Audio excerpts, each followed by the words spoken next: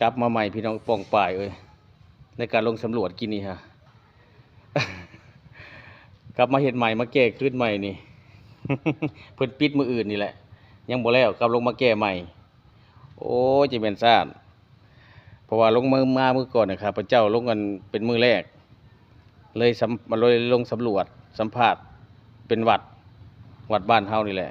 ผิดพลาดหน่อยหนึงทางเพิ่นหากระแจ้งมาให้มาแก้ใหม่ คิดไปคิดมาเป็นแต่หัวเจ้าของพี่น้องเอ้ยแล้วบัดนี้กลับก่อนลงมาแก้ข้อมูลคืนโอ้ยจะเป็นเมื่อยบ้านเมืองเพิ่นแล้วบ่แลยังแต่เฮายังบ่แล้วโอ้ยเป็นน้ำหมอเพชรเด้อมื้อนี้เด้อมื้อนะหมอเพชรบ่จักบ่แก้ให้มันจังงันผิดพลาดตัวนี้นะอยู่วัดโพญานางพี่น้องแล้วเลยมาแก้ข้อมูลคืนเฮาสัมภาษณ์ผิดข้อมูลผิดได้ลงมาใหม่บ่ต้องเหลื่อมตากลับก่อนพี่น้องเอ้ยโอเค